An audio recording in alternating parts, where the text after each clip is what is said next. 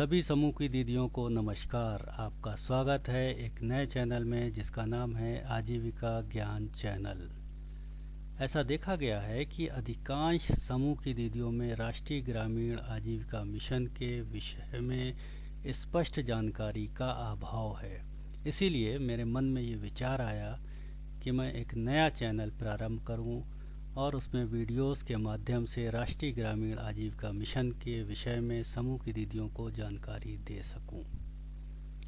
क्योंकि ये एक नया चैनल है और उसका ये पहला वीडियो है, अतः सभी समूह की दीदियों से विनम्र निवेदन है कि कृपया करके इस चैनल को सब्सक्राइब करें, लाइक करें और अधिक से अधिक समूह की दीदियों तक पहुंचाएं ताकि वो भी इसका लाभ उठा सकें।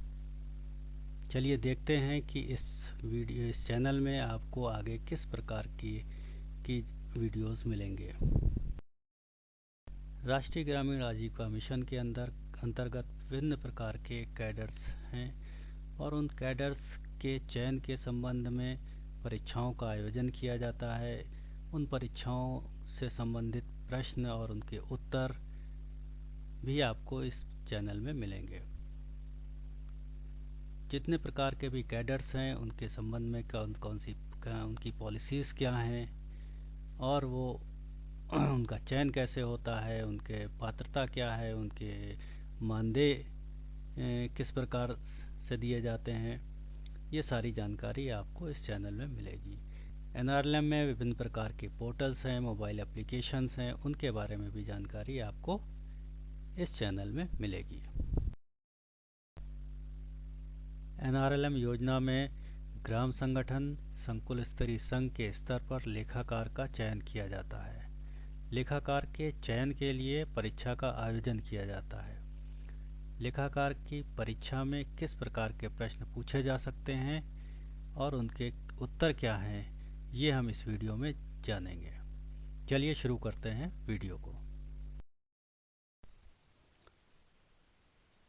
तो ये रहा हमारा पहला क्वेश्चन। वीओ का पूरा नाम क्या है? ए ग्राम मुख्यालय, बी ग्राम संगठन, सी ग्राम ऑपरेशन, डी ग्राम अधिकारी। चलिए जानते हैं इसका सही उत्तर क्या है। बी ग्राम संगठन। अब हम अपने दूसरे प्रश्न के हैं। उत्तर प्रदेश राज्य ग्रामीण आजीविका मिशन का लक्ष्य क्या है? ए ग्रामीण क्षेत्रों में सड़कों का निर्माण, बी ग्रामीण गरीबों को रोजगार प्रदान करना, सी शहरी क्षेत्रों का विकास, डी औद्योगिक क्षेत्र का विकास। और इसका सही उत्तर भी जानते हैं। बी ग्रामीण गरीबों को रोजगार प्रदान करना। ये रहा हमारा तीसरा प्रश्न। बैंक में खाते के खोलने के लिए कौन से दस्तावेज़ की आवश्यकता होती है? ए आधार कार्ड, बी राशन कार्ड, सी पैन कार्ड, डी उपरोक्त सभी। इसका सही उत्तर है उपरोक्त सभी। अब हम अगले प्रश्न की तरफ चलते हैं। समूह में ब्याज कैसे लिया जाता है? ए घटते क्रम में, बी बढ़ते क्रम में, सी फिक्स दर से, डी चक्रवृद्धि ब्याज से। इसका सही उत्तर है ए घटते क्रम में।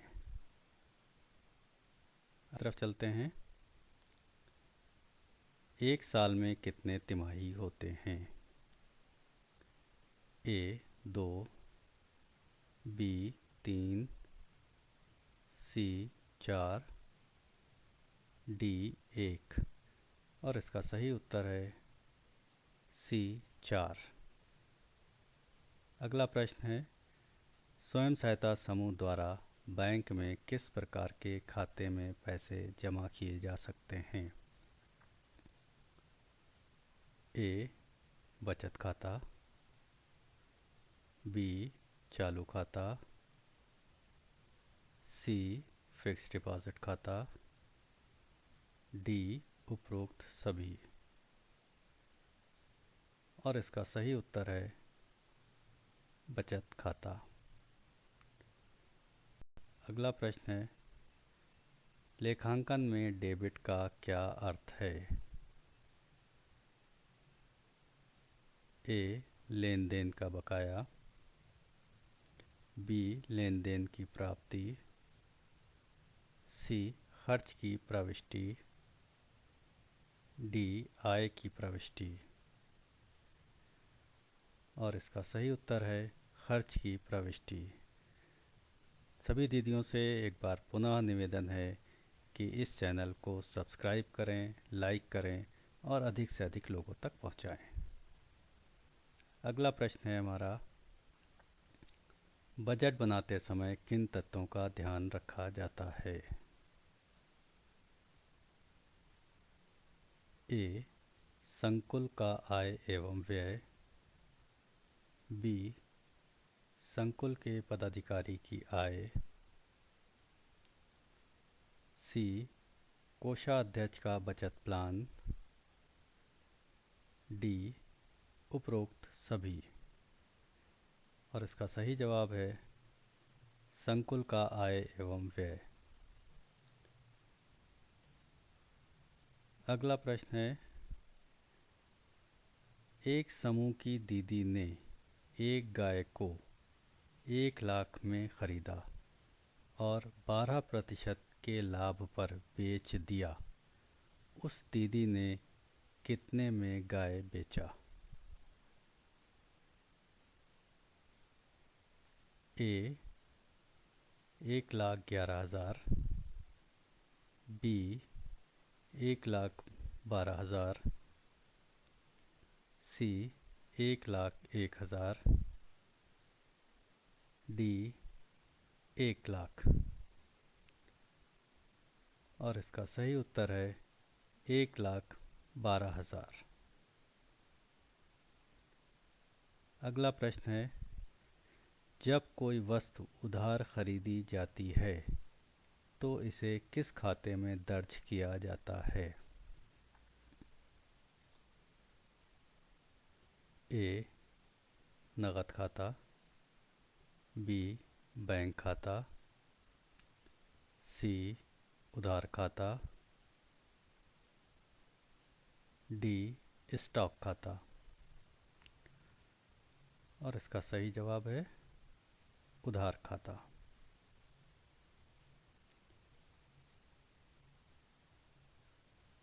कौन सा दस्तावेज़ व्यापार लेन देन के प्रमाण के रूप में कार्य करता है? स्टॉक खाता,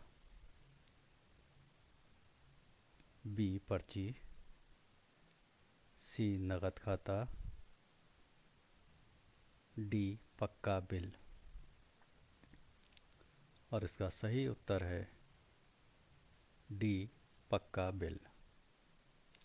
और अगला प्रश्न है, किसी संकुल स्तरीय संघ के लिए दैनिक नगद लेन देन का रिकॉर्ड रखने के लिए कौन सा बही खाता उपयोग किया जाता है? दैनिक नगद लेन देन का रिकॉर्ड। ए सामान्य बही खाता, बी नगद बही खाता, सी खरीद बही खाता, डी बिक्री बही खाता। और इसका सही जवाब है नगद बही खाता। अगला, संकुल के बुक कीपर की न्यूनतम आयु होनी चाहिए? ए 25, बी 21, सी 28, डी 18। और इसका सही जवाब है बी 21 वर्ष।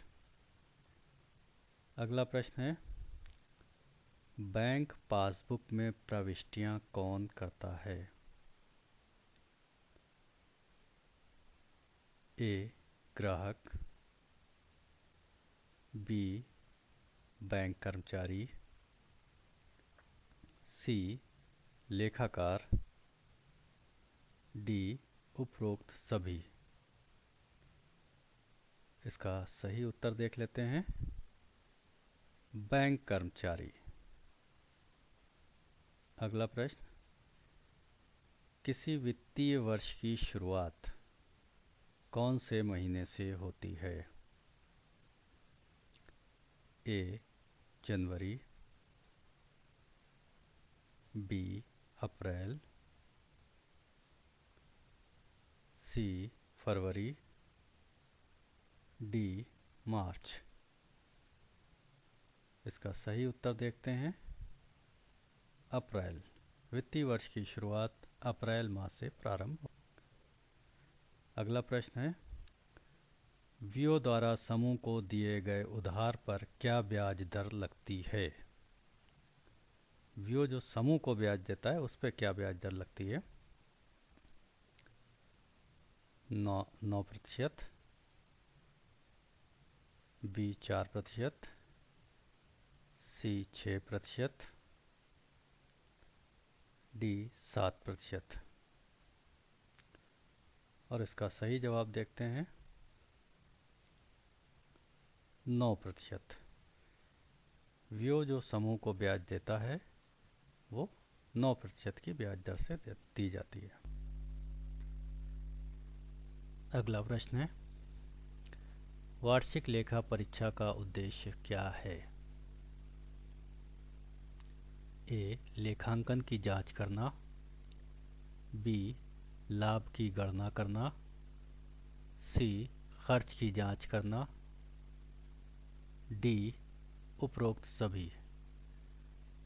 इसका सही उत्तर है उपरोक्त सभी, यानी तीनों ही चीज़ें, लेखांकन की जांच करना, लाभ की गणना करना, खर्च की जांच करना, ये सभी उद्देश्य वार्षिक लेखा परीक्षा के हैं। चलिए अगला प्रश्न देखते हैं, आरएफ के रूप में समूह को कितनी राशि प्रदान की जाती है? ए 50,000, बी 15,000, सी 1,10,000, डी 5,000। और इसका सही जवाब है 15,000 रुपये। लेकिन मैं दीदियों को यहाँ जानकारी दे दूँ कि अब आरएफ के रूप में समूह को 30,000 रुपये दिए जाते हैं। पहले 15,000 रुपये दिए जाते थे, किंतु अब रिवॉल्विंग फंड के रूप में 30,000 रुपये दिए जाते हैं। यदि कहीं पे 30,000 हो तो आप उस 30,000 को सही कर सकती हैं। अगला प्रश्न है, सीआईएफ के रूप में समूह को कितनी राशि प्रदान की जाती है? ए 1,10,000, बी 1,00,000, सी 1,50,000, डी 50,000। और इसका सही उत्तर है 1,50,000 रुपये। पूर्व में समूह को सीआईएफ के रूप में 1,10,000 रुपये दिया जाता था, किंतु अब 1,50,000 रुपये दिए जाते हैं।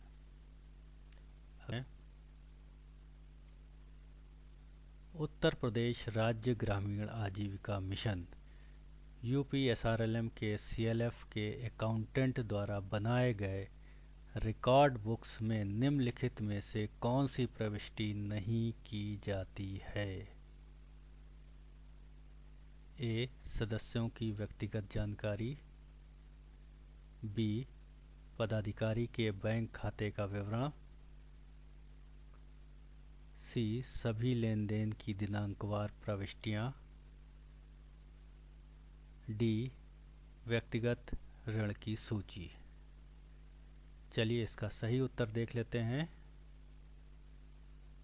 सदस्यों के व्यक्तिगत जानकारी।